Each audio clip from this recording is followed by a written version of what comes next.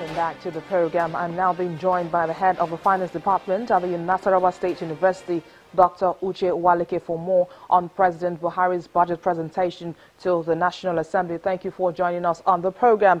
Now, the president has tagged the budget 2018 as the budget of consolidation. What do you think about this?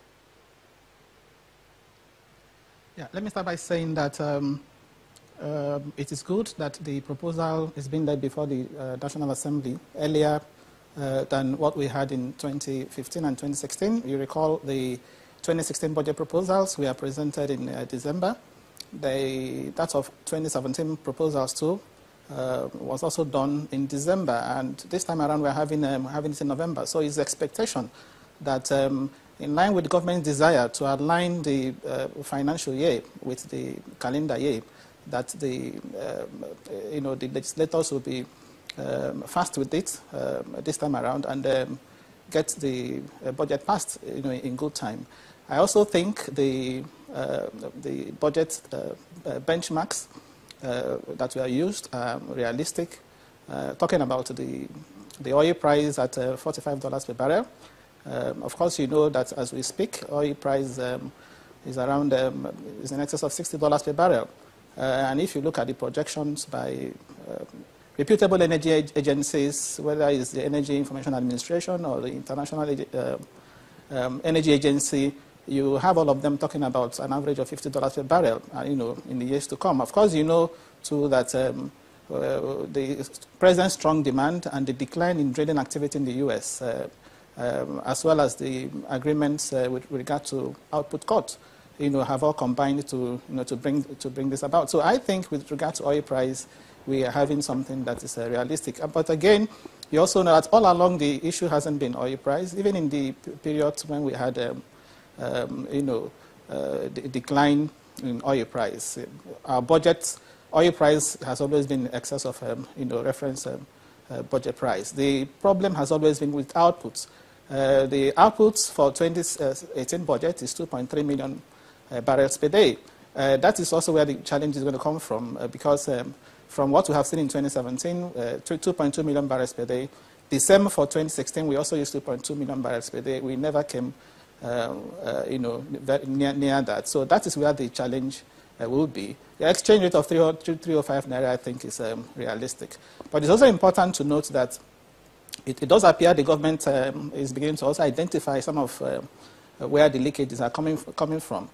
Take the case of 2017, for example, where the president himself, admitted that the independent, component of the revenue, was not met, and that's talking about the operating surpluses, 70% that was supposed to be, remitted by MDAs, which they have not done. So I want to believe that we have learned some lessons from that, and the government is ready to plug that loophole. So that will add to the revenues for 2018. Budget is just a plan. What is important for us to recognize is that one thing is to allocate, the other one is also to match it with action. If you look at the 2017 budget, for example, as at June this year, yes, there was a delay in the passage and it didn't really take off in time. For the expenditure components, the capital component, for instance, where we had up to 2.17 trillion for capital, if you prorate that, by June of 2017, we ought to have spent over 1 trillion. But as at June of 2017, not even a kobo had been released for capital. The 15% we are being told now for capital expenditure, came much later. So, and if you also remember that the capital expenditure for 2017, the Power Works and Housing had the largest chunk, over 500 billion naira. So if we are now saying that the capital component was not implemented, substantially, that tells you that we didn't have a substantial improvement in Power Works and Housing, for example, in transport, for example. Let's look at some other numbers from what the president presented this afternoon. We have agriculture has 118.98 billion naira, trade and investment with 82.92 billion naira, and education with 61.73 billion naira, and of course health has 71.1 billion naira. What do you think about these amounts? Yes, I think it's about priorities. Unfortunately for us in this country, just a few sectors, as we saw in 2017, interior, education, health, got the bulk of recurrent spending. Ordinarily, I would prefer a situation where we will have more capital expenditure going into education, because that's when you get structures, when you get equipment, in the schools. The same for health. But unfortunately, these sectors, social sectors, education and health in particular, have more of recurrent, than capital. And we also find that, happening in 2018. So it's about priority. Of course, the money is not just there. It's a deficit, and the bulk of it is also going to be financed by, by borrowing. So except we begin to put in place measures to ensure that this money come out in good time, we may end up having the same experience we had in 2017. Recall too that part of the $5.5 billion loan, the Euro bonds, the government is thinking of getting, $3 billion will be used to refinance local debts, but 2.5 will be used to support the budget. And remember at the point in time too, the National Assembly said they didn't have it, and the executive letter sent it. So what I'm saying is, if we have made arrangements to get money, we should begin in time to send this request to the National Assembly so that the approvals can come, so that the government can go ahead with the borrowing. On agriculture, I also think, just as we had last year, 2017, agriculture had just, I think, about 90 billion.